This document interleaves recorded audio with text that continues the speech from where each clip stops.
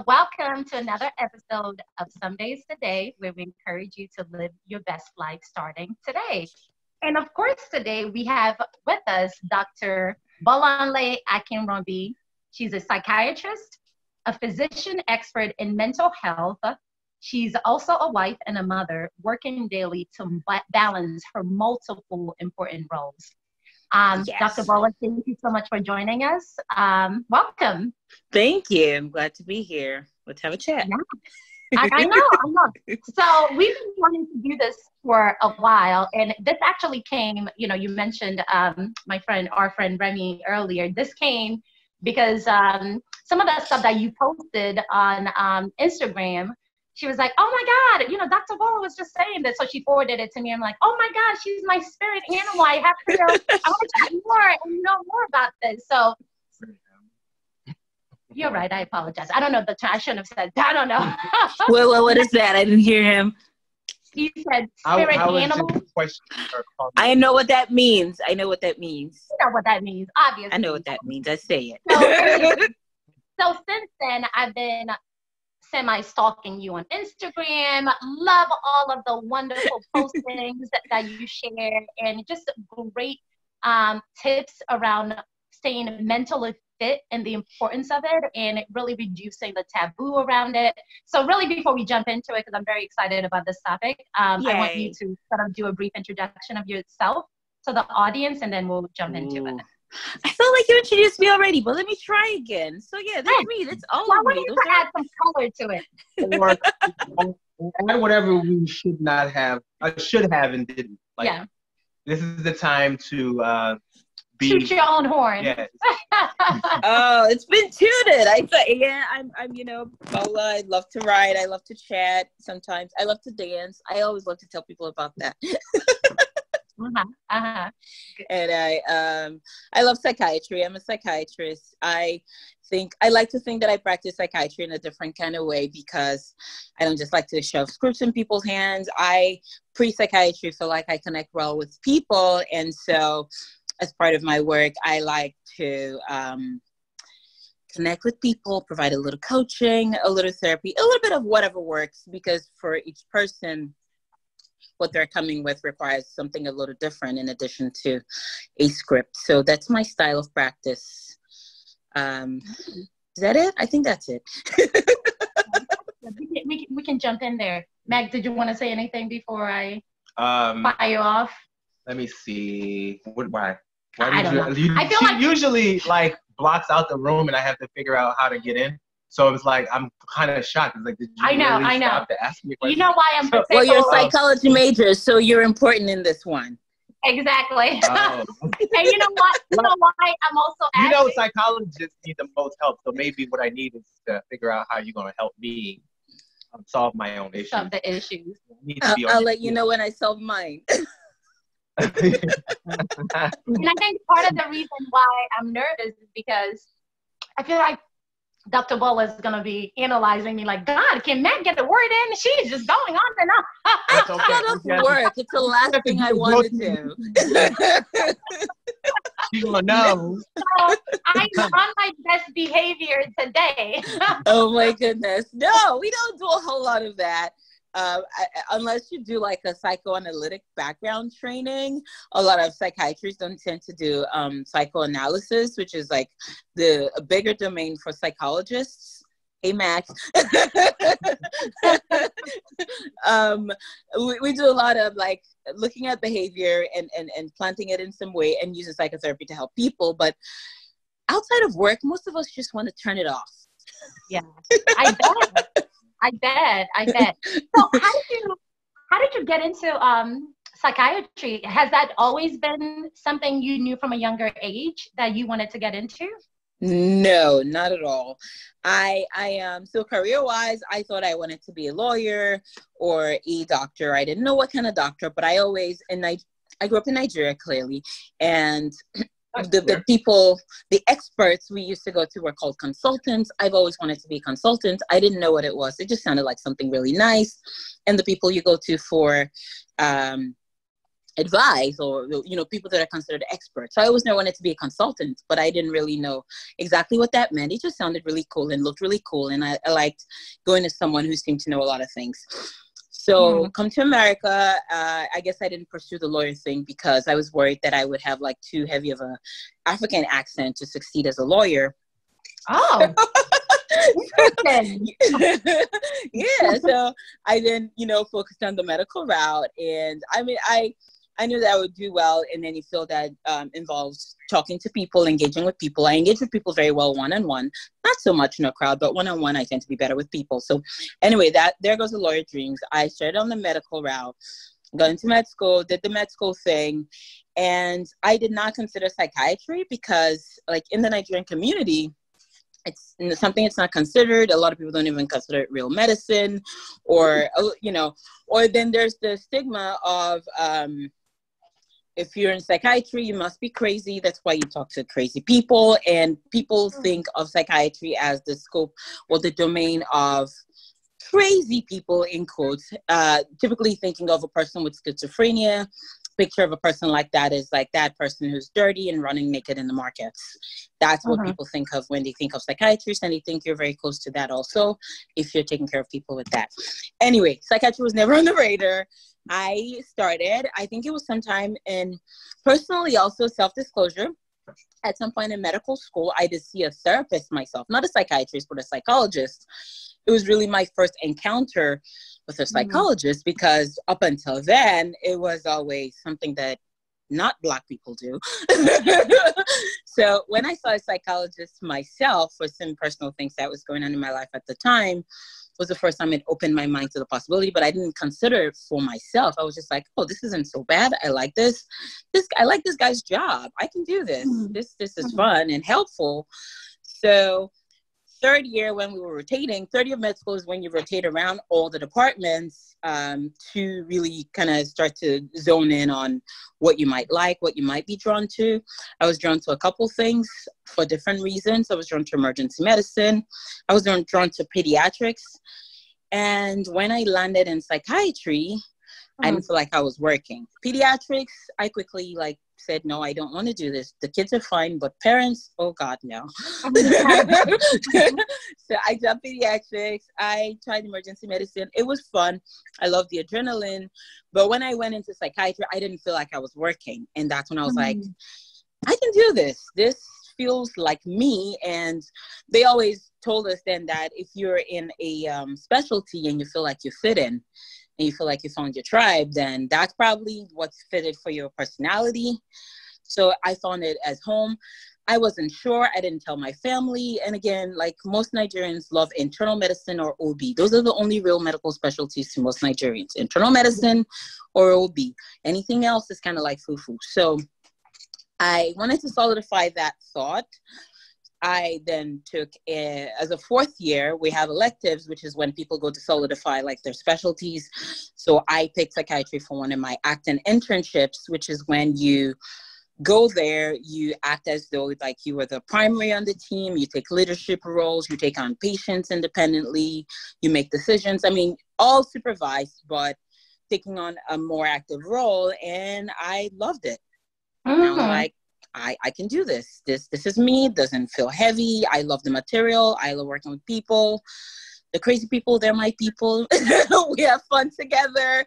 We're not all so different. Everyone in the unit is someone's brother, mother, sister, father, and at the end of the day, they're people. And I found the subject fascinating. So that's how I landed in psychiatry. And then after I selected psychiatry and telling my family that that's where I was going, I was fully expecting oh my God, what are you thinking? And they were like, actually, you have an aunt who's a psychiatrist. Oh, so it really? Yeah. So I didn't know. It's like it's an aunt by marriage, and I knew she was a doctor, but I had never heard of her being a psychiatrist because no one just ever talks about it. She lives in Nigeria. She's a professor. She comes here for conferences, but I never knew her specialty until I said this is what specialty I wanted to do, and they're like, oh yeah, talk to her. So I found out about that after the fact, and I talked with her, and she was like, oh cool, awesome, blah blah blah. So here we are. That's pretty cool. That's pretty cool. So it's interesting that you found like you were able to gravitate towards that, because I would imagine, and maybe it's because, like you said, just how you're wired. I would imagine that it would be somewhat heavy, especially if you don't have any experience with it, necessarily. So why was it so easy for you? What was the fit? Was it the humanity? Was it the topic and just the mystery behind it? Or like, I'm just trying to figure out what were you drawn to?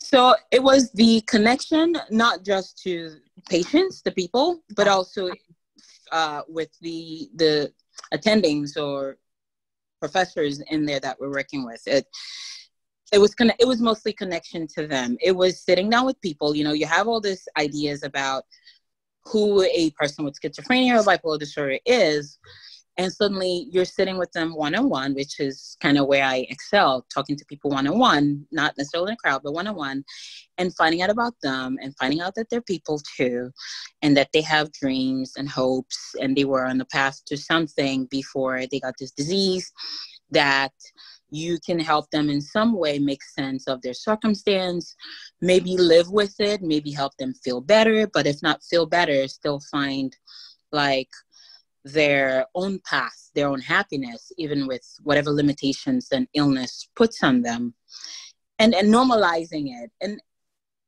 just being able to do that, I think, was very fulfilling for me. And again, it's so connecting with people, finding fulfillment, and feeling like I can do this day in, day out and never be bored. I get bored easily, but never be bored, and continually finding something new every day. We'll tell you not one day is the same as the next. We make that joke in psychiatry a lot. Not one day is ever, you'll never be bored in psychiatry. There will always be something new.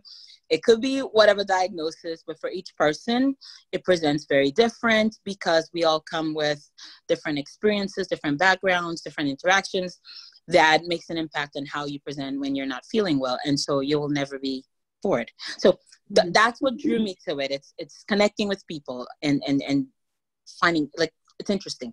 I don't feel like I'm working a lot most days.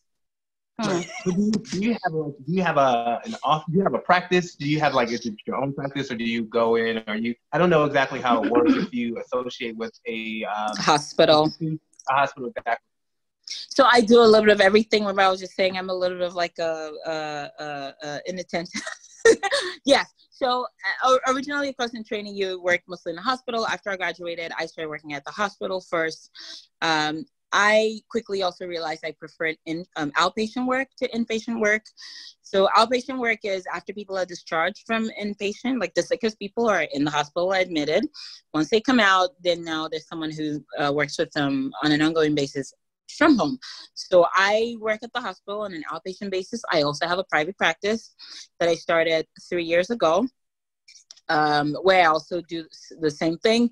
The reason why it's fun, or someone might ask me, why do you have a private outpatient practice as well as a hospital outpatient practice, is because it's a different population.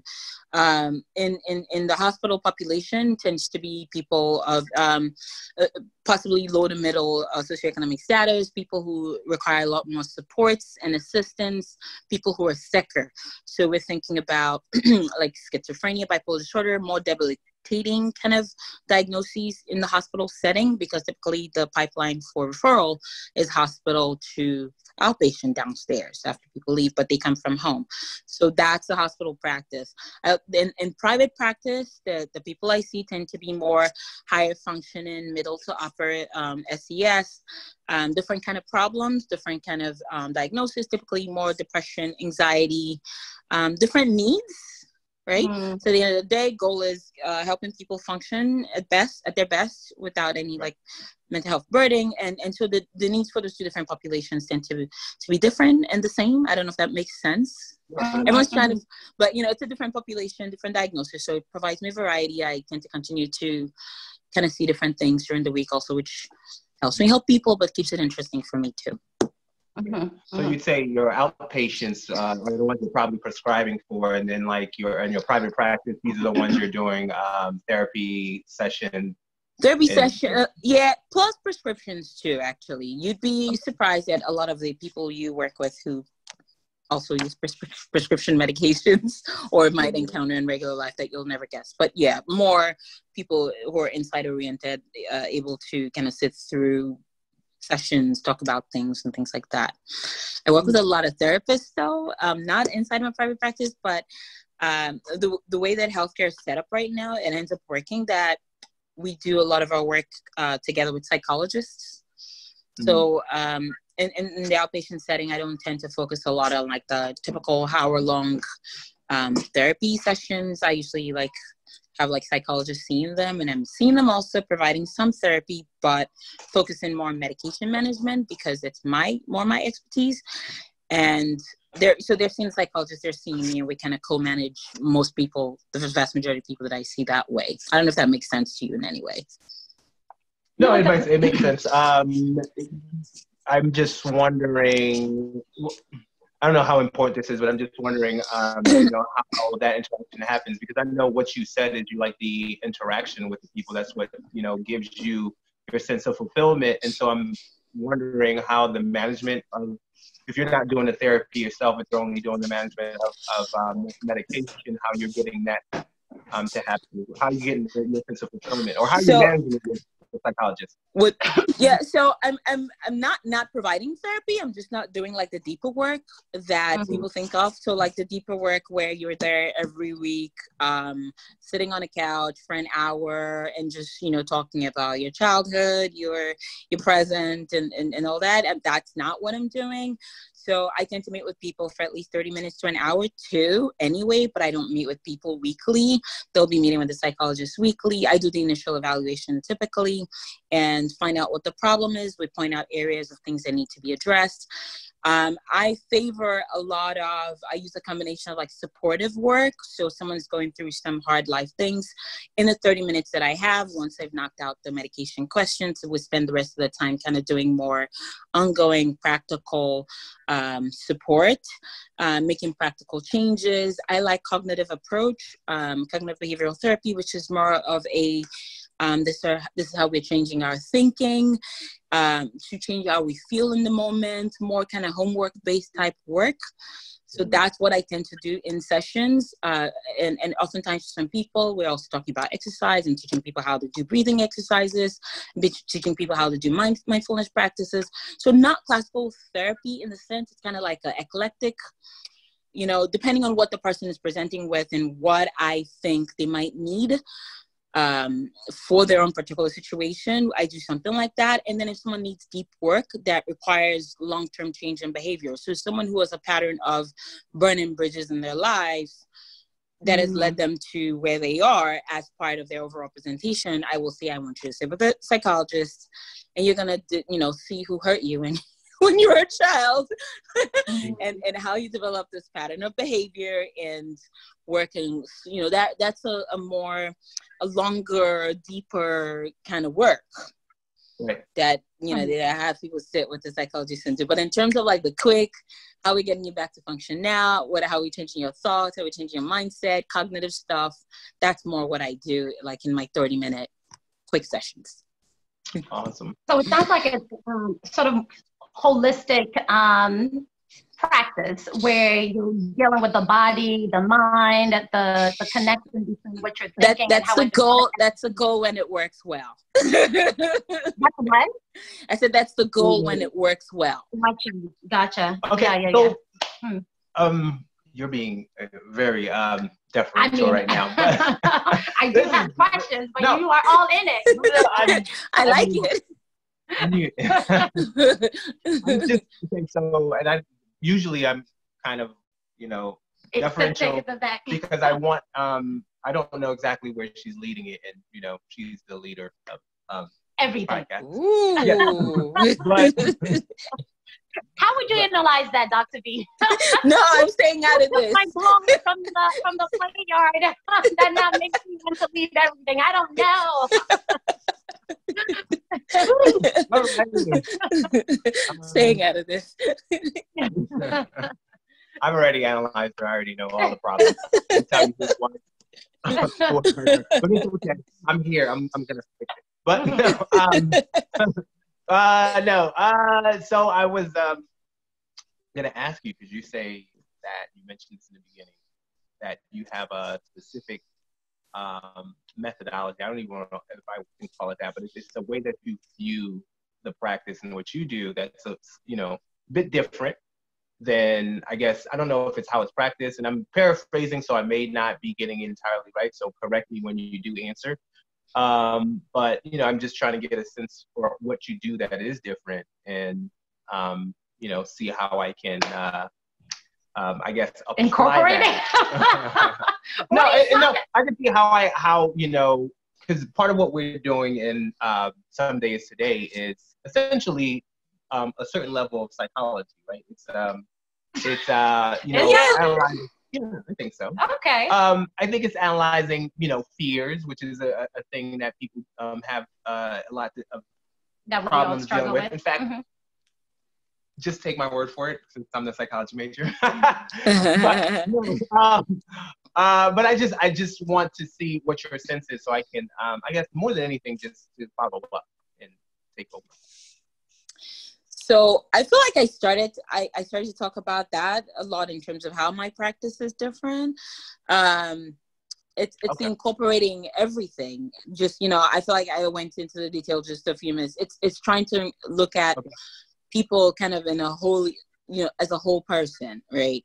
So the way people think of a psychiatrist, especially in the past, we thought of psychiatrists as people who just sat on their couch, for an hour, like a psychologist who practice very similarly.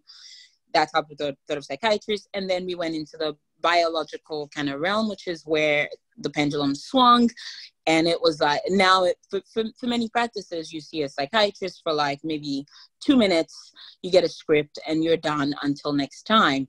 So what I started to do different was to try and look at people from a whole person view, right? So in the sense that, I'll give you one like straightforward example enough that many people might relate to. Like depression is very different. Depression is very different from each people. Like you pick up the DSM, which is considered the psychiatry Bible. It tells you a person has low energy, low appetite, self-neglecting, not motivated, or either eating. There's this checklist of things that you look at, and when this person meets this criteria, they diagnose depression, you write a script, biological model, hand the script, keep it moving. And that's how a lot of people practice. For depression, for example, I know that, yes, when a person is depressed, there's something going on in the brain circuitry that's caused them to go in this phase. But what is it? How did we get there? And medicine, and many patients will tell you, medicine doesn't fix everything.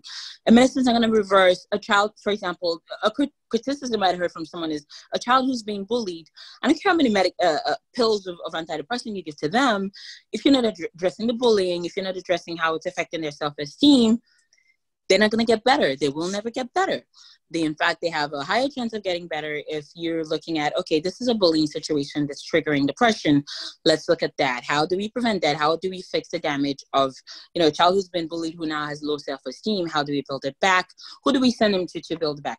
So where was I going with that? So what I try to do is I look at things more from that perspective of what is the core issue, or someone who's having repeated relationship problems because of their own pattern of behavior. All the medicines in the world might help them knock out at night and numb themselves and go to sleep. But until they look at how they develop this pattern of engaging in relationships that's now causing them to fall out with everybody, that's now keeping them in this perpetual cycle of being down and sad all the time, they will never be fixed. We've not helped them. We're just kind of playing around. So I'm just thinking of how things interplay like that. So what I think I do different, or I try to do different, as someone who's also, sat a lot of times in the therapist chair, is saying, how did we get here? Yes, this collection of symptoms is labeled as this, but a script is not going to be the answer for everybody. So someone who's not sleeping, I've met people who are depressed, and I kid you not, when we do a full history of how did we get here, it's that they have 3 jobs. So they're working from X time to X time in this job, and the second job they run there, and then a third, and they have 3 children at home. And when they get home, they're superhero mom. They're expected to do all this housework and cleaning and raising the children. And they're like, I'm depressed. I can't, I'm down. I can't eat. I don't want to see anyone. And it's like, well, your body has been taking on more than it can ever hold. That is how we get here. I can throw a script at you, or we can look at your schedule in your life, and you can look at what you're willing to give up. Whether you're willing to respect your body as a human. You're not a hero. You're not superhuman. You're a person, and your body can only take so much. And after it's taken all it can take, it's going to tell you no more. So you're going to get to the point where you get up one morning and you can't get up. You can't get out of bed. You can't eat. You can't answer to anyone anymore. And we take you out of work. We take you out of circulation for a month, where all you're doing is laying down, caring for yourself, having someone tend to you, and you're suddenly a whole person, with or without medication. But knowing that you've looked at your body as a human, and you've respected it as a human body instead of a superhero's body, and done that. Typically when people are doing too much, they're not eating right. They're either eating junk, whatever junk they can pick on the go. They're not sleeping. And our body needs sleep and food to function. And if we neglect that and don't acknowledge that and put that in play, you're not going to get better. Yeah, I can give you medicine that, give you a stimulant, it keeps you running, but you're going to eventually burn out. So, gosh, where was I going with this? No. So, you're telling me. but you're looking at the root cause, and not just the medicine. And you know what? I definitely get it. And my assumption was that wasn't how we practice, but I'm getting the sense that, like you said, psychiatrists tend to just give them medication. And I know that there is a phenomenon of over medicating people. A lot of people going in to get quick assistance, but they're using medication for areas where it's like more of a whether it's therapy or if it's a physical issue, like not sleeping or exercising, that sort of thing. So yes, I do get the sense that it's not necessarily practiced as you do it. Or even for children, I would imagine that the way you practice is probably extremely beneficial for children, which is helping them deal with, like, identify coping mechanisms or avoid certain patterns so that they can be set up for success in the future. So I don't work a lot with children because working with children requires like additional child specialization, which I don't have. So the youngest people I work with tend to be like 14, 15, because they're adolescents. I mean, I have some child training, but I'm not child specialized, so I don't work with children. But I work definitely with a lot of adolescents who benefit from, seeing things a little different. Like, as you might remember, and it was a long time ago, there's like a lot of high school girl drama that affects like esteem and low mood, and people lash out. Hold on. And a lot of go ahead. Like, I know girls and boys. Right. No, but this was specific to girls. This was like a mean girl. There was a mean girl phenomenon. A mean girl. Yeah. I remember like when she was in high school. No, just talking in general about like, the high school and the mean girl phenomenon and hierarchy and the queen bee and how everyone's stumped under them, and how then this affects image, and then the current obsession with body image, especially like in a lot of my dancers, obsessed with looking a certain way, even though your body will never be that way because you're genetically just not built that way. Or so I see a lot of that in the adolescents, like learning how the world works. And it's like, actually, this is how it is in the world. Better start, learning how to operate in that, and working on self-esteem, and understanding that you're not terrible, you're not ugly, you're just not fitting someone's idea of whatever it is that they think people should look like, and correcting that early on rather than later. But yes, I only mostly work with adolescents when I work with young people, not children. But that's actually the age group that I was referencing as well, because I think, that is the age, especially puberty, middle school, high school, when you do start to feel, to question yourself, do I belong? That's when you start to realize that the world may be specifically set up for certain individuals, and maybe you're not necessarily part of that group, and then how do you deal with it? So yeah, so I would imagine like having those coping mechanisms. And I don't even know what a parent, because I have two children who are 14 and 15, and I would want to know what signs to look for so that I know when to say, okay, maybe we should see a therapist just to help you deal with certain things, as opposed to, you know, some teenagers do teenage-ish things, and a lot of those teenage-ish things are asshole-ish things. So yeah, this the age. Like, how do we recognize is this asshole-ish behavior, or are you exhibiting certain signs that would require me to come in and kind of correct in a way that would set you up for success better in the future? So I would say definitely when to get worried might be typically when there's a change in personality.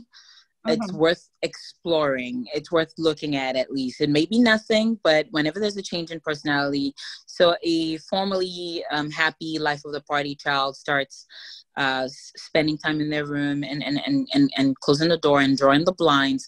It could be a phase, because teenagers have phase, but I think it's worth saying, hey, what's going on? And if there's good communication between parent and child, then hopefully the child would be comfortable at least letting you know that there's something going on, there's something bothering them. Or if there was a previously quiet, reserved person who's suddenly taken risks, being a little overly friendly with strangers, doing things that they normally wouldn't do, missing at dinner table, you know, it's usually changes in a person, and no one particular change is bad. It's just the drasticness of it that highlights that maybe it's something to look at. Again, not every change is a problem, but I think it warrants the conversation to explore further. What I might say a little different that might be helpful also would be that we should have a relationship. A lot of parents don't have a relationship with their teenage child. Especially, I know a lot more about, you know, African Nigerian type cultures where it's a more hierarchical culture. Children are not heard or whatever, or not seen, are just seen and not heard. And so there's not that rapport. And there's the keeping your head in the sand, especially like if you're overly religious and just pretend that children know nothing, you know, and not knowing. So even when there are problems, you either don't hear it, or they don't feel comfortable telling you, or they have a persona for you that you see as a parent, and then a completely different persona at school and elsewhere in the world that throws you off completely, throws a parent, not you, but the parent, off completely on what the children is. So I think even the first thing is learning to build a sort of a rapport with children as they grow older, because they could be under a parent's thumb, but, you know, soon enough, they're as big as you, taller than you. The old, you know, I'm the boss will not work anymore. And it's better to start preparing and having a relationship, a friendship, rather than like that hierarchy. I'm the boss, I'm the parent, I speak, you keep quiet kind of dynamic to start with. I think that's what we need to start with in the first place, especially in my community. I have a question about that on... You know, it's going to get a little bit in my soapbox right here, not necessarily because I have an opinion, although I think I do. But in any case, so I'm pretty sure you're aware of, you know... helicopter. No. So I'm pretty sure you're aware of this whole Tiger Mom phenomenon that was big a couple of years ago. Tiger Mom, it was this woman who was an Asian woman. She talked about how, you know, foreigners for the most part, but specifically Asian women, but she did talk about some Africans who do the same thing. And it's essentially what you just talked about, where the idea is I'm going to not just be seen and not heard, but it was more specific to my idea of what success means for my child and how I'm going to accomplish that. And the idea was that I'm going to force you to do certain things that I think you should do, because I know what's best. You don't yet know, but once you start to see you know, some success, you're going to start to like it as well. And that is part of the reason why immigrants do so much better now than Americans have in the past. And so I just bring that on, just, you know, provide that description so you can see where I'm going. And so the idea is that, you know, it is true that there is some level of that to some extent that I feel like I've gone through as the child of an immigrant. And I feel like a lot of the people that I'm around who have also gone through, who have attained certain level of success, that feel like, you know, certain members of some certain counterparts in the US do not necessarily exhibit in terms of their values. And so I'm wondering, you know, whether or not this idea that we have to, I mean, this is not to say that we shouldn't have any relationship, but I feel like there's been a pushback against that sort of thing, to the extent where now parents are trying to be their children's friend. And I think to the detriment of the idea that this is a person who does not yet, he hasn't lived, you know, a full life, doesn't know exactly what all the issues are that he's going to have to run into. And perhaps your job is precisely to push them in a particular direction until they get to the point where they know. And so I'm wondering if you can speak to the balance. So thank you very much. That's the word actually I was just getting ready to say, is balance. And this is a personal opinion because they're different school of thought. I absolutely agree with you. As much as I'm like, you know, a proponent of having a relationship. Can you hear me? I feel like I can't hear me anymore. Okay. Yeah, as much as I'm a proponent of having a relationship, having a friendship, I also believe that when you have to do homework, you have to do homework. I think balance is like the word. Like you hit it on. Again, this is an opinion and this is my school of thought, that we have to find a balance between driving our children to success, because yes, they're children. They're not fully exposed. They don't know it all. We've seen a whole lot more than them. And I'm still kind of very earlier in the parenting journey. You guys are further along than I am. So I'm evolving in my thoughts and opinion about this. I mean, my child is only 4 years old, and it's so you're way ahead of me on this journey. But I'm learning also to modify and adapt. One thing I'm already learning though is that each child is different.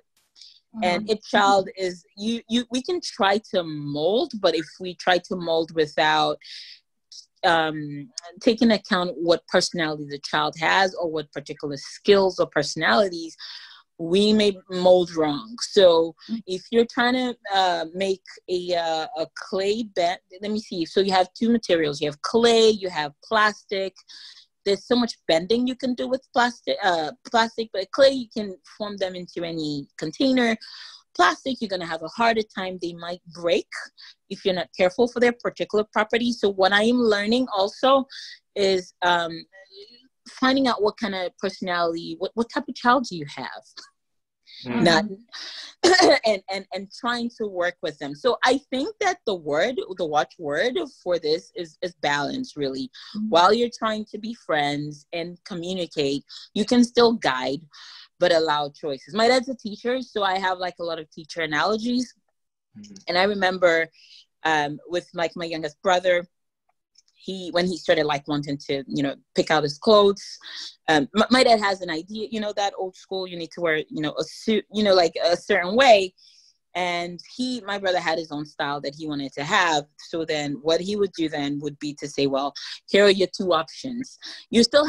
My brother still had a choice, but then the choice was still within what the parents thought were the guidelines. So,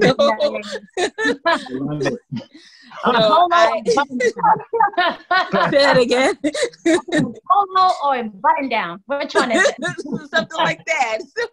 So I felt like that was a good middle ground. Like, you know, and I think that even when you're telling them what to do, at least if you're communicating it, I am telling you to do this because X, Y, Z, I think that's a lot better than because I said so. Because many of our generation, that's all they heard, because I said so. Well, how do you have a child become an independent thinker who doesn't go with the crowd if it's always you do as I say because I said so? How about you do as I say because I have experience, I have gone through this and this are the pros of what I'm telling you. These are the cons of what I'm telling you. If you listen to me, these are the possible outcomes. If you don't listen to me, these are the other possible outcomes. I hope you choose right. Here are your options. But I'll say that that's something I know I struggle with. Number one, I'm very low on patience. So I think, so I also wonder how, when you're thinking about mental health, not only for children, but also for parents, because I think a lot of my anxiety kicked in once I started having children, and I realized that Mac and I parent very differently. Very differently. Like we were brought up, I don't know if we were brought up all that different, but I think we just see child rearing from very different perspectives. So that there was the trying to negotiate whose version of child rearing was going to win the day. And I think a lot of times the versions were so different that there wasn't really a happy medium. It was one or the other. Like it was, we're going to do it this way or this way. And sometimes it's going to be carrot or full on ice cream. Like there's no happy medium here.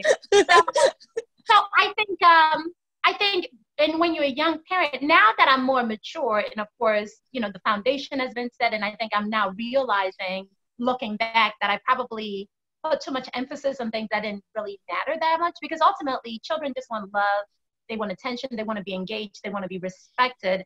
But when I was younger in my parenting, I think I just had a very specific perspective of what needs to be done, otherwise you go down a path. And that added a lot of stress on me, added a lot of stress, I would imagine, on Mac, and I would think on the children as well. So I just also wonder, because based on your experience, parents do what they know. And as much as theoretically, because I think I knew all the stuff that you were saying, engage your children, talk to them, do all this stuff. But when it comes to, we got 2 hours to make dinner, eat dinner, y'all got to do homework and go to bed. Ain't no talking back and forth. I don't have time. You know what I mean? So then I go straight into what I know. I'm the boss, my parenting, and any sort of talk back is getting squashed right away. So he's not the I'm the boss parent. I thought he would be. No, so here's definitely, I think, definitely she's the I'm the boss parent, because from my perspective, when I grew up, and for me also education came easy. It wasn't something that I had to struggle with. So as I grew up, the way that I thought about it was, as long as you got your education, then you do a sport. And that's what I knew as a child, because for me, and that's why for me, when I first started, it was like, I don't know what to do with girls, because I don't know whether or not, a sport gets them the social gratification that I felt like I got with sports. So, for me, that wasn't necessarily what I saw growing up. And so from my perspective, it was like, I don't need to go and hassle them about everything that's going on. Get your grades, and then I'll put you into a sport. I'm done. And so she had all these other things. But you want a well-rounded individual. Right. I didn't feel like I wasn't well-rounded. Okay. So that for me, that was enough. Like, I felt like if you got your mental health and you feel some sort of esteem, you're going to have social situations that help to round you out. But that said, the reason I say it is not necessarily because I was just like, I'm the boss, here's what happens. It's just, but I also feel like I'm not your friend.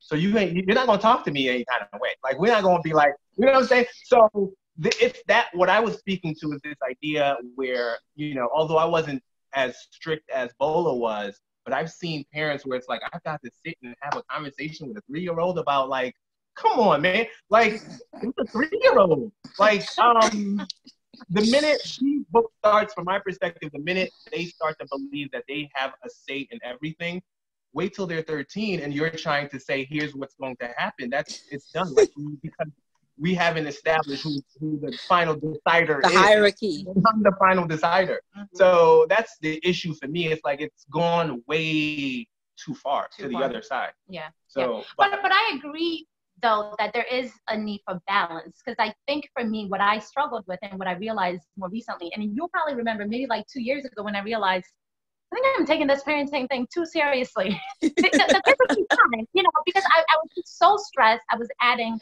so much stress to the household, I feel.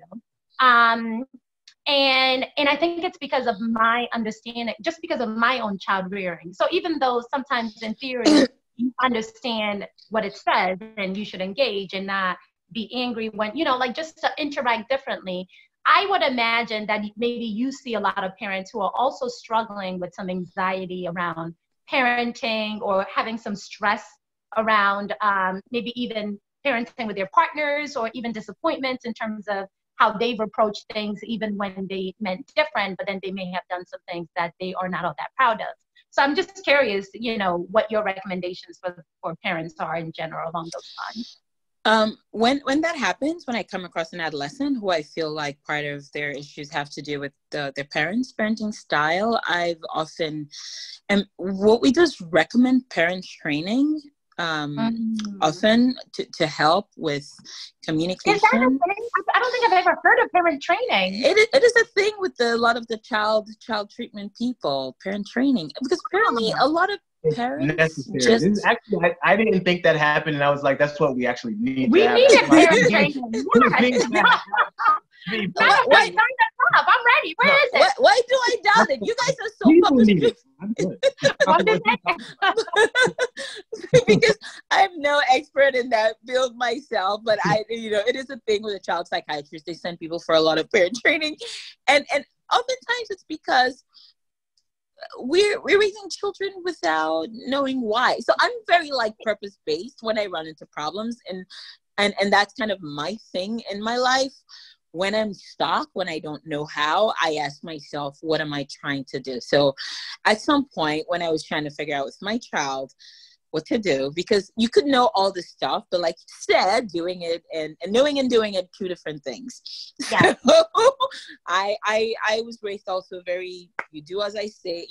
I'm a child of a teacher. You know how it is. Yeah, you follow.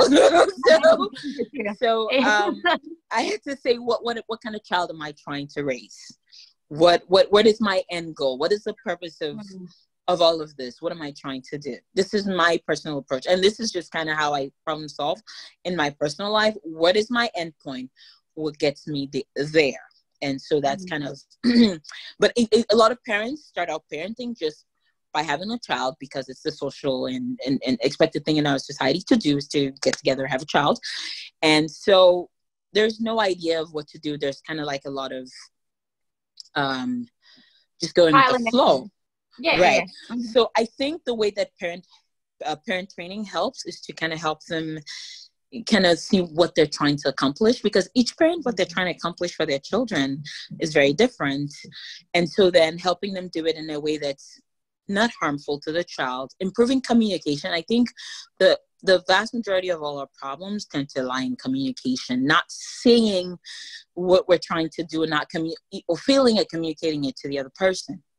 And so that's what I've heard, know that a lot of the parent training sessions kind of work on is the child knows you love them, but the way you communicate to them doesn't show that. They know you mean well and you're trying to help them, but the way you're communicating doesn't show that. So how do you both, and this child, you see them as disobedient, non-listening. How can you see that your child is not what you think in that way and see them for who they are, so you can find a middle point to work together? So I'm not an expert in that, as you know, I'm also learning as I'm going, but I'm working on it myself. But I know I sent people for parent training, and maybe someday I'll sign up myself for some parent training classes too.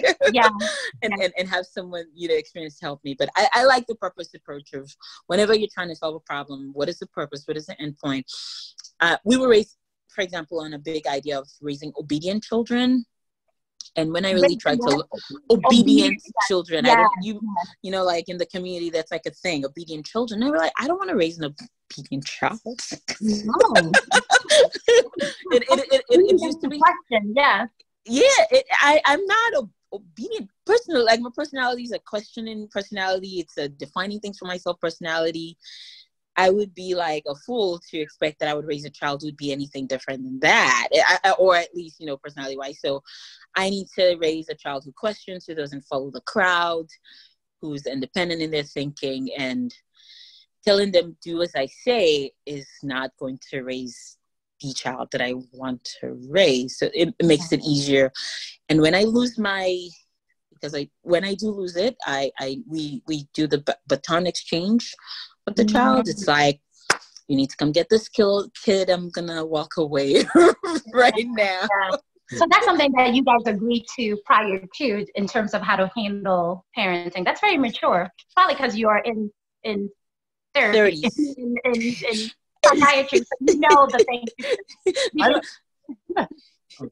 was gonna say, speaking of parenting, and maybe you and I will have established, what the norm for parenting would have been if we had been exposed to some of these things prior to. But I remember when we first had our child, if I just listen. But I remember when we first had our firstborn, walking out of the hospital, and both of us were just like, this is so irresponsible of this hospital system. I don't think I just leave. But we're not ready.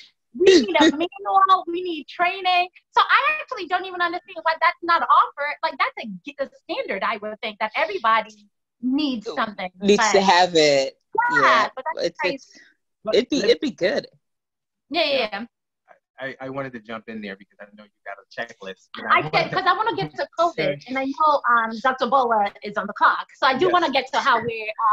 Can I ask my question before you get to COVID? Sure, go ahead. So it's not the same topic, but it's along the same topic. So I don't know if you're either in your practice, because you are seeing different demographic groups, whether you're seeing Nigerians, African Americans, white folk, but I know that the idea of psychotherapy or psychiatry is, like you said, it's there's a certain stigma in obviously Nigerian community, but also in the African American community, and that's something that certain groups of people have been trying to push. Like, mental health is a big thing, and I think it's also absolutely necessary in places where there's a lot of poverty, and the parents are either dealing with their own issues, or they have it's a cycle of issues, especially in the African American community, that came from,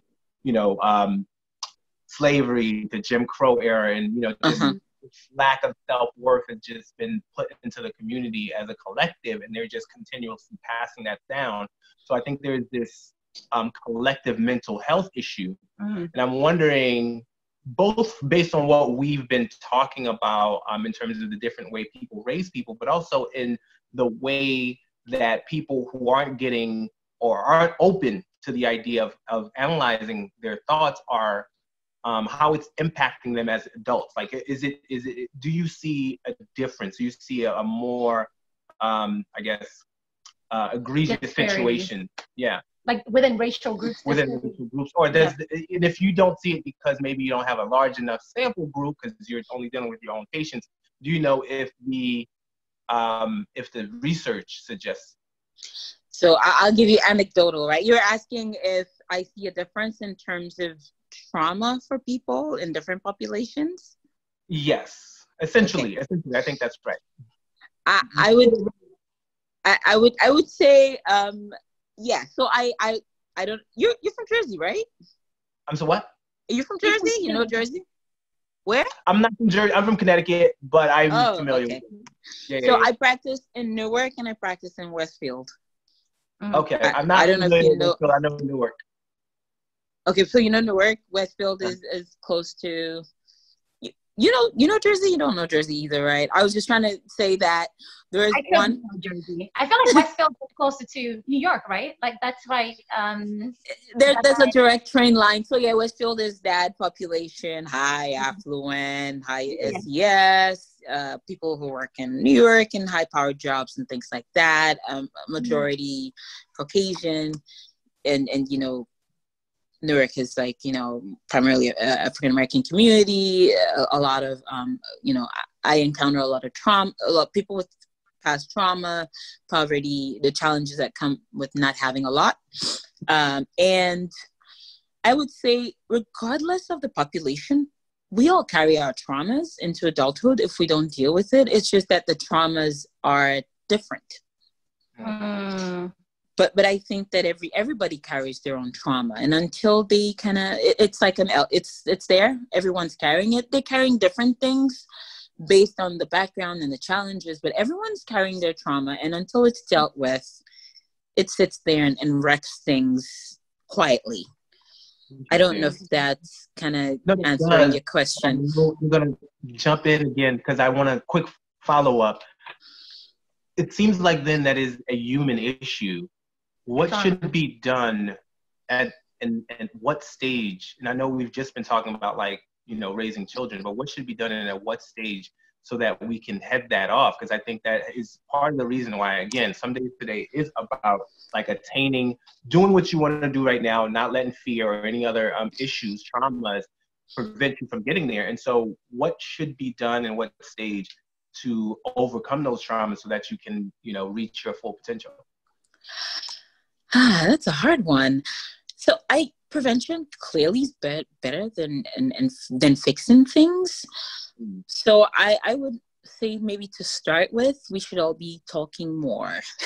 We should all be more real. We should all be encouraging children to talk to us, to let us know a lot of how they're feeling. So a lot of people, for example, with like sexual, when we talk about trauma, people think of the big traumas, the sexual traumas, the rape, the abandonment, neglect. Those are like the big ones that we all, think more of when we think about traumas. But there's also, small traumas that impact people's lives. There's things like being born at a certain time in a parent's life, maybe being born in a certain birth order, where, you receive less attention for whatever reason, and growing up with the feeling of not being important and carrying that on. It's not as big and in your face as like, the rapes and the sexual traumas and abandonment and neglect and all that. But there's all those things that form who we are and reflects in how we interact with the world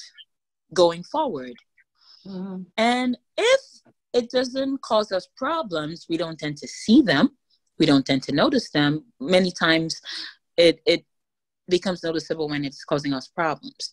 So I believe in the talking, in the starting conversation early, talking about things to people so that we can correct opinions, correct perception.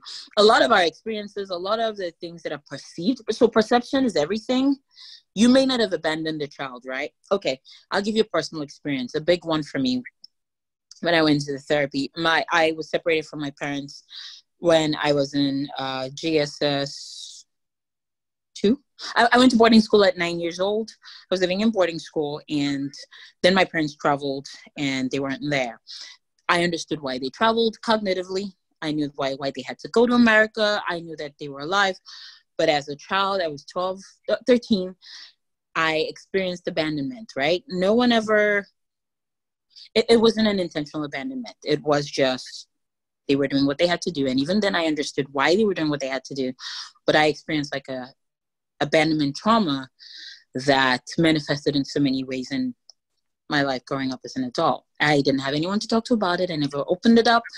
It was never a thing. It was, we don't talk about these things until, when I was sitting in a therapist chair later and saying, why are you having these repetitive patterns in your life?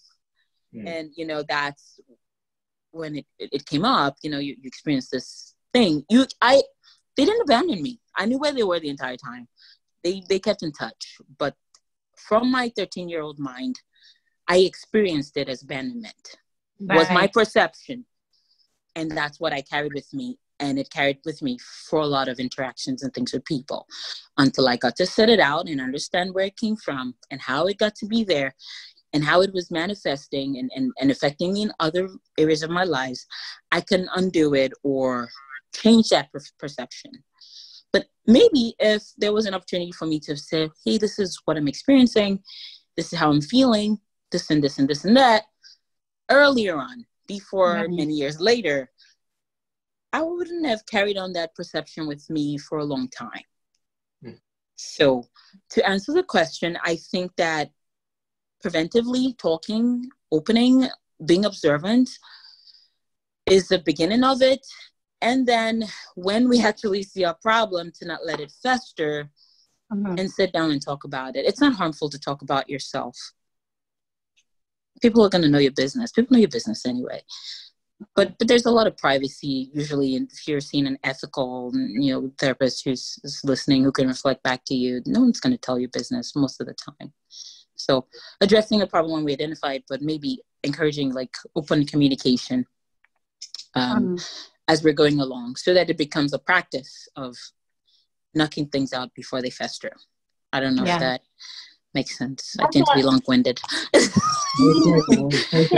I think that's a perfect answer, and I think to your point, Meg, that actually does feed into what we talk about in some days today, because it does take a certain amount of energy to be inauthentic, to not have meaningful relationships, to not feel like you can be your true self.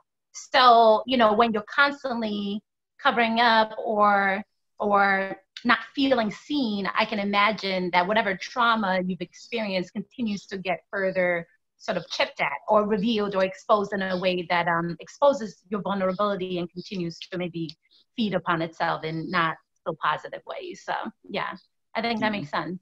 I want to get to COVID just because we're all in a quarantine space, and I didn't realize, because for me, and probably for you, being an introvert, I don't mind being home, away from the crowd. You know, the time of peace, calm, and everything is amazing. You know, and I have my loved ones close by, and the ones that I don't, we have ways to communicate through video. So I'm actually okay.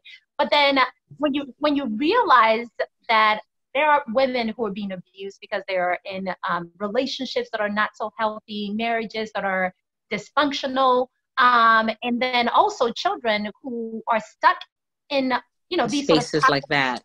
Spaces. I mean, there's just so much going on. And then, of course, you think about people who are not married, who are extroverts, and now they have no way to connect with people. So I can just imagine that you all are really trying to figure out, as a, you know, medical community, how do you provide support for the group at a distance, but then how do you also likely prep for what will be a groundswell of need when we all come out of this? Yeah, and are you seeing people by Zoom now, or are you still meeting people? I am. That's why I was like rushing. Remember, I was like, I'm just wrapping up and coming to see. I'm seeing everyone on telly. So right now we're making do with telly. You know, this is it. It's for some people, they love it. I've seen people in their bedrooms. And I'm like, okay, that is the color of your bedroom wall. Okay. That is the color of your bedroom wall. That's a lie. Are you challenging it? Is that a waterbed? Is that a waterbed wearing? I've seen people doing different things, you know, because when people come out and they come to clinics, it's they, you know, they're their best selves and dress nice, and now it's like in their pajamas. I've seen people in their pajamas, and you know. Anyway, so right now, what we're limited, right? What we can control is how we come to people. So it's teletherapy, telepsychiatry, and so I'm still seeing people. This is my office. This is my boring office, my home office. I intend to decorate it once I can find something to put on there, because I didn't see this home thing coming. If you were my psychologist and I saw that wall behind you, I think you were going to diagnose me and for insanity. It's exactly one wall. Okay, I didn't think I was doing that. I need to put up. My real office is much better decorated, but I need this crash private space, and this is what I came up with. I need to put something on the wall so it at least looks alive a little bit. But yeah, so it's mostly what we've been doing now is the teletherapy, telepsychiatry, encouraging people, supporting them that way. But so a lot of people love it. A lot of people who have social anxiety are actually doing well right now. I was telling another person about this, that interesting thing. Some people are suffering now. So a lot of people who don't do well by themselves are suffering right now. But actually a lot of the kids, especially who have social anxiety, who used to have stressors from being at school, they're thriving. They're feeling amazing now, because all they have to do is they wake up in their own time.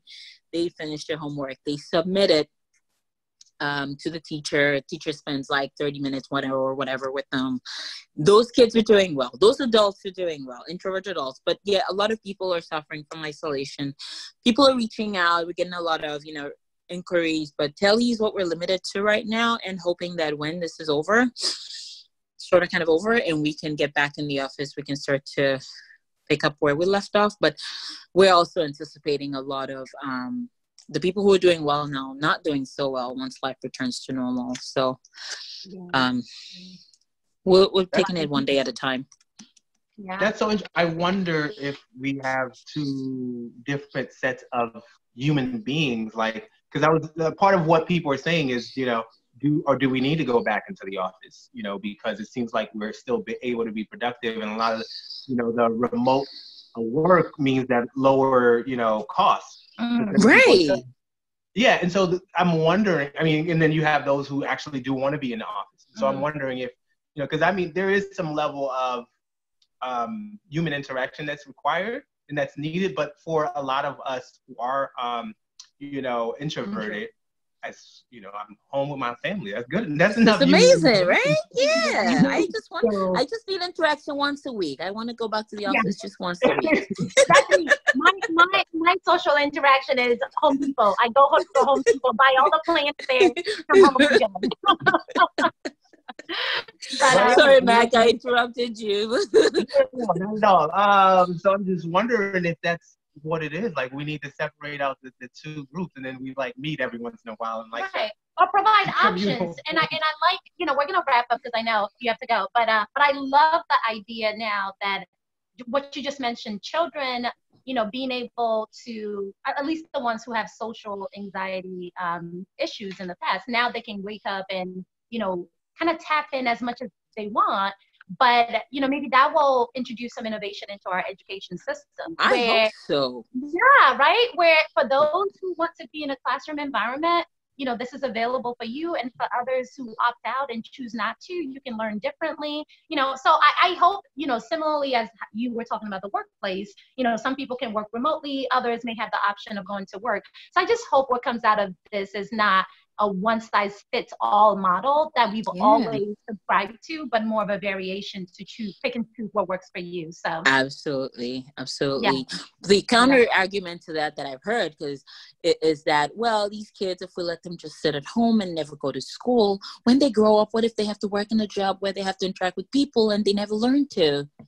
I don't have an answer to it. Hopefully there'll be some remote options at that job then. Yeah. Either that or we're already moving in that direction anyways. I don't think people will have to be forced to deal with people anymore. Yeah. I think, we're moving in a direction where you honestly make money off of playing video games all day. So when people are like, you can't play video games, and people are actually making money. Or social media, social influencers. Media. Yeah. So that times are changing. But I probably still have a good 7 questions that I didn't get to. Go ahead. I have time. No, I was gonna say. I mean, I feel two. like this is such an important conversation. I think mental health in general, particularly within the Black community, and as we're trying. I mean, speaking of trauma, all the I try to control my space, and I know you tend to do that too from stalking your Instagram, which I do. but I haven't tapped as much into the Arbery. Yes, and most recently George Floyd. Mentally, I need to protect my space. It's just so heavy. I can't watch the videos. I don't want to let it into my psyche because I'm afraid of what it's going to do to me emotionally, So I just feel like when you continuously expose yourself to certain things as a group of people, and there's certain things that are floating around, especially when we have brown children, how is that impacting them? I mean, there's so much that needs to be sort of worked on, for our mental health. And I think that it's a long ongoing conversation because we continuously are getting exposed as a group to trauma together, Right. So it's a very scary time. Yeah, I believe in protecting your your mental health space. If you feel like it'd be too much, there's nothing wrong with shielding yourself from it, at least for a while. I didn't see the shooting video until just this week. The Ahmaud Arbery happened several weeks ago. I couldn't look at it. I just didn't feel like I was in a good headspace for it. I only looked at it in the context of looking at George Floyd this week. I was like, okay, I can look. I can handle what comes. I can handle my feelings. I'm in a better headspace to look at it. And I don't think there's anything wrong with that. If you feel like you need to protect yourself, because it's too much. It's like, one, you can't catch a break. That's what's on TV. When the COVID thing got too much, I turned off my TV. I wasn't watching news. All I really need to know is, where do I show up for work? Where do I show up to get my food? I don't need to know the exact tally of how many people died today or whatever. I don't need to know it. And I had to start telling a lot of my patients, because I had people who were driving themselves into panic because they're stuck on TV 24/7 and they're having panic attacks and nightmares. And I'm like, turn it off. Right, what else are you going to find out that you didn't find out? There's COVID outside. We can't be outside. Same thing yesterday and today. Rehashing it and sucking it into your memory and psyche puts you on high alert, and you're being traumatized. And so you're having nightmares and you're thinking the worst possible thing is going to happen in the world, and turn it off. Yeah. So yeah. I am a big believer in that as well. Yeah. Turning it off. Yeah. No. Well, this is great. Thank you so much. So if we were to close, the one question that I did want to have, and it looks like you've already started mentioning it, what are some best practices, that you would just give to people in general to, like you said, prevention is better than, I guess, medication or having to have something.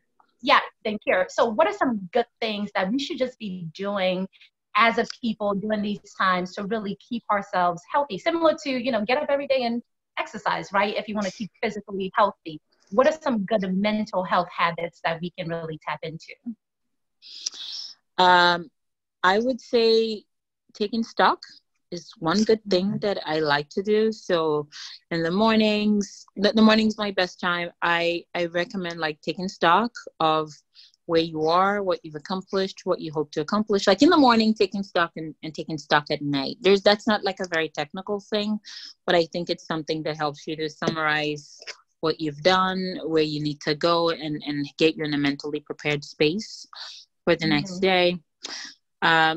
In terms of interactions also, I really, our interactions affect us in ways that we know or don't pay attention to or don't acknowledge often. I like to think about my interactions with people. Like, I'm going to sit down and process our conversation now when this is all done. I hope it's not. I hope it's bringing you anxiety. She's not going to break.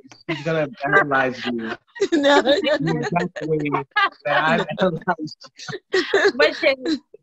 Problem. But I think it's nice to process it, how it made me feel, and what I got out of it, and then so I can, whatever, sometimes there are things that you're attached to, feelings or emotions that come with conversations that make you feel a certain way. I like to be able to process it and then, offload it. Still processing. Nice. As far as, go ahead. I was gonna say, what about finish. I think she had more. Sorry, did you have more? I thought no, go ahead. I will be better for next time. I'll be better. I was thinking, something, when we are thinking about some days today, you're trying to push through fear. I mean, we're constantly, as much as you are trying to understand and study the anatomy of fear and how it shows up in you, anxiety that comes as a result of, trying to push through and do things that you want to do, can also be somewhat difficult and debilitating. So what are your recommendations for that? So you're trying to not be okay with the status quo and push through, but just from doing that alone, you have to welcome anxiety, uncertainty. So what are your recommendations for how to push through that healthfully? To push through anxiety, like paralysis from needing to do something? Well, maybe so a good way to do this is to explain is, sometimes when you are trying to, maybe you need to do a career shift because you realize that your career is not good for you, but you've been comfortable with it because it pays well. It's comfortable. It's a comfortable space. Or even, relationships, there's some toxic relationships, but you get it. You know that, I'm going to come home. I understand the dynamic here. So anytime you need to make a change, right? There's a sense of anxiety that comes over you, but sometimes the change is for the better. So how do you do it in a way that doesn't throw you off kilter, to where now you're exchanging one fear or bad situation for another, bad anxiety around change? Okay. So what we recommend for any kind of anxiety in general is understanding what the fear is. I don't believe that fear in itself is a bad thing. The way that I teach about anxiety, there's a protective factor to fear and anxiety, because if we didn't have some sort of fear and anxiety, we'll sit down and a lion will eat us, or we'll, jump the fire and jump into it again without learning from it. So it's protective when it's working well. Fear and anxiety become a bad thing when it cripples you from moving, because then that also exposes you to other danger. The way we typically deal with fear, or recommend dealing with fear and anxiety, is taking stock of things, understanding whether you're catastrophizing, so thinking of worst possible case scenarios, and presenting yourself with realistic scenarios. So you think of a situation, sometimes you're afraid because you're thinking of the worst possible scenario. This will not succeed. That's thinking of catastrophe. You can start to change your mindset about it by saying, well, is it really catastrophic? Or that's just me exaggerating. Then you start to think about what's more realistic, what's more likely to happen, right? And then thinking about what's more likely to happen, you can then present yourself with, so if the worst happens, what's the outcome? What can I do about it? How can I correct it? Making a plan that way, I think, helps you then be able to move. And this is just, I'm not being specific. I'm giving this like a cognitive strategy for fears and anxiety in general. So I don't want to drive. I'm afraid of driving because I'm afraid I'm going to have an accident. Is it true? Could an accident happen? Maybe. But what's more likely to happen is that you're not going to have an accident, because thousands of people drive daily without an accident. That's presenting yourself with reality. Well, if I were to have an accident anyway, which is the worst possible scenario, what can I do? I can call for 911. I can make sure I'm wearing my seatbelt so that if an accident does happen, right, I don't get an injury, which is what we fear when we have an accident. So making preparations, presenting yourself at realistic situations, reassuring yourself with the probabilities, right, that's more, that's closer to reality instead of the worst possible scenario, is kind of some strategy of dealing with fears. And I think that we can extrapolate that to any kind of fear, really.